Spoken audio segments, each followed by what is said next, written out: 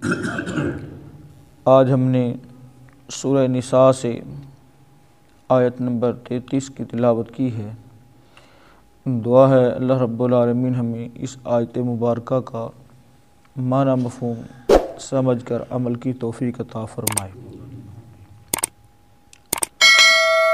سورہ نساء جس کے آغاز سے ہی خواتین کے حقوق،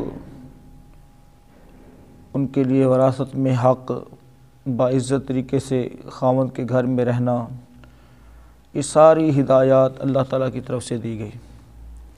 دوسرے لفظوں میں خواتین کے حقوق کو پروٹیکٹ کیا گیا ہے اس پوری صورت کے اندر۔ آج ہم جہاں تک پہنچے ہیں اس میں اللہ رب العالمین نے یہ خبر دی ہے، مرد ہو یا عورت ہو، ہر ایک کے ورثاء اور رشتہ دار ہوتے ہیں۔ ورثاء اور رشتہ دار جس طرح سے خاوند کے ہیں ایسے ہی بیوی کے بھی ہوتے ہیں، لہٰذا دونوں طرف سے ایک دوسرے کے ساتھ حسن سلوک کرنا اور ایک دوسرے کے حقوق و فرائض کو ادا کرنا لازم و ملزوم ہے۔ ترجمہ دیکھیں گے پھر بات سمجھ آئے گی۔ فرمایا وَلِكُلٍّ، اور ہر ایک کے لیے جعلنا، بنا دیے، مقرر کر دیے گئے، موالیہ، وارث، مما، اس میں سے، ترک الوالدان، جو چھوڑ جائیں والدین، ماں باپ، والاقربون، اور قرابت والے رشتہ دار، قربت والے۔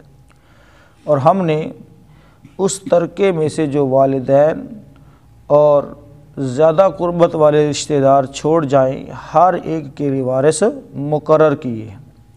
والذین، اور وہ لوگ، وہ عقدت، باندھ دیا ہے، ایمانکم، عہد و پیمان کے ساتھ، فآتوہم، پس دو ان کو، نصیبہم، ان کا حصہ۔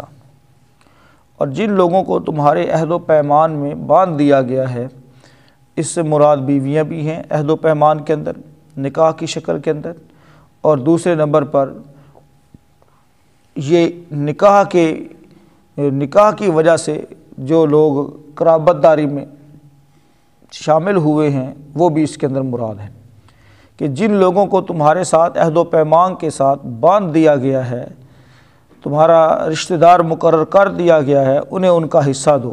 ان اللہ، بے شک اللہ تعالیٰ، کان ہے علی کل شیء شہیدا، ہر ایک چیز پر پوری طرح گواہ، حاضر۔ لہٰذا اللہ کو ہر چیز کا پتہ ہے، اگر تم اس کے اندر ڈنڈی مارو گے تو اس میں تمہارا اپنا نقصان ہے۔ ترجمہ دوبارہ سے دیکھیں، وَلِكُلٍّ جَعَلْنَا، اور ہر ایک کے لیے بنا دیا، مقرر کر دیا ہم نے، موالیہ، وارث، مما، اس میں سے، ترک الوالدان، جو چھوڑ جائیں والدین، والاقربون، اور رشتہ دار قریبی، والذین، اور وہ لوگ، عقدت ایمانکم، جنہیں باندھ دیا گیا تمہارے ساتھ عہد و پیمان کی شکل میں، فآتوہم، پس دو تم ان کو، نصیبہم، ان کا حصہ۔ ان اللہ، بے شک اللہ تعالیٰ، کانا ہے علی کل شیء شہیدا، ہر چیز پر پوری طرح گواہ، حاضر۔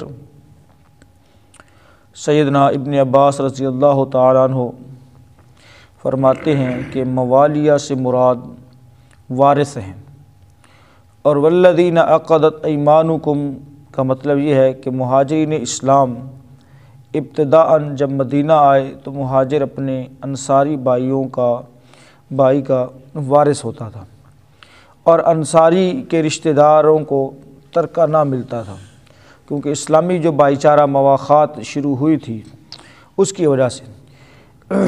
پھر جب مسلمانوں کی معیشت سنبھل گئی تو یہ آیت مبارکہ نازل ہوئی، وَلِكُلٍّ جَعَلْنَا مَوَالِيَ، کہ اس میں وہ مواخات کا معاملہ جو ضرورت کے وقت پیش آیا تھا، اب وہ مواخات کا معنی ختم ہو گیا، اب میراث کا مسئلہ شروع ہو رہا ہے۔ اور یہ صورت سب جانتے ہیں کہ یہ مدنی صورت ہے، تو مواخات اور چیز ہے اور میراث اور چیز ہے۔ اور میں نے جب میراث کے مسائل چلے تھے اس وقت یہ بات ذکر کی تھی کہ اب میراث کی جو تقسیم ہے وہ نسبی رشتوں کے ساتھ ہے۔ کس کے ساتھ ہے؟ نسبی رشتوں کے ساتھ ہے، اور اسی طرح سے سسرالی رشتوں کے ساتھ ہے، اخیافی رشتوں کے ساتھ ہے۔ تو اگر کوئی تعلق رشتہ داری والا نہیں ہے تو محض اس بنیاد پر کہ میں نے اس کو اپنا بھائی بنایا ہوا ہے تو اس سے میراث ثابت نہیں ہوگی۔ تو اللہ رب العالمین نے یہ آیت مبارکہ نازل فرما کر جو بھائی بند بنے ہوئے ہوتے ہیں مواخات کے، ان کے ترکے کو منسوخ کر دیا، موقوف کر دیا۔ جیسا کہ رسول اللہ صلی اللہ علیہ وسلم نے حسن سلوک کا تو حکم دیا ہے، جیسا ہمسائے کا بڑا حق ہے۔ نبی محترم صلی اللہ علیہ وسلم فرماتے ہیں کہ مجھے جبرائیل علیہ السلام نے ہمسایوں کے متعلق اتنی نصیحت کی، ان کے ساتھ حسن سلوک کی، مجھے ڈر لگا کہ کہیں ہمسائے کو وارث نہ بنا دیا جائے، ہمسائے کو وارث نہ بنا دیا جائے۔ یعنی ان کے ساتھ حسن سلوک تو موجود ہے، مواخات کا رشتہ تو موجود ہے، لیکن اتنی قربت کے باوجود، بھائی چارہ ہونے کے باوجود میراث میں ان کا حق نہیں۔ میراث میں حق صرف انہی لوگوں کا ہے جو رشتہ دار ہے، جو نسب سے تعلق رکھتے ہیں، یا دیگر جو وراثت کو جائز کرنے والے جو عوامل ہیں ان کے ساتھ جو ٹچ ہوتے ہیں وہاں پر ہوگی۔ البتہ خیر خواہی کا عہد لینا اور اسی طرح سے وصیت کا حکم باقی ہے۔ وصیت کسی کے بھی حق میں کی جا سکتی ہے، کسی فلاحی ادارے کے حق میں کی جا سکتی ہے، کسی دوست غریب یا جس کے ساتھ کوئی عہد و پیمان چل رہا ہے اس کے حق میں وصیت کی جا سکتی ہے، لیکن وصیت بھی تہائی حصے سے زیادہ نہیں کی جا سکتی۔ اس بات کو بھی اچھے طریقے سے سمجھ لینا چاہیے۔ اس آیت کریمہ میں اللہ تعالیٰ نے یہ ساری بات مفہوم ذکر کر دیا ہے، نبی محترم صلی اللہ علیہ وسلم نے عملاً طور پر کر کے دکھا دیا ہے۔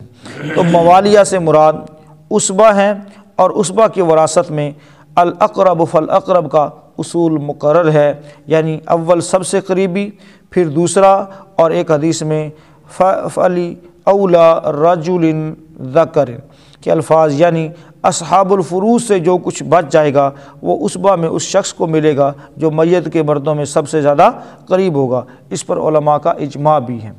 تو اصحاب الفروض یا اس کے ساتھ محترم بھائیوں جو عصبہ ہیں ان کو وراثت کے اندر حق ملے گا۔ کسی کے ساتھ مواخات ہے، بھائی چارہ ہے، دوستی ہے، ہمدردی ہے، یکجہتی ہے، جو کچھ بھی ہے، لیکن وراثت کے اندر اس کا حق نہیں۔ اس کو دیا جائے گا تو صرف اور صرف وصیت کے ذریعے دیا جائے گا، اور وصیت ایک تہائی حصے سے زیادہ نہیں ہے۔ اللہ تعالیٰ سے دعا کرتے ہیں بات کو سمجھنے کی توفیق عطا فرمائے۔ دیکھ لیجئے جو بات سمجھ نہ آئے تو پوچھ لیجئے۔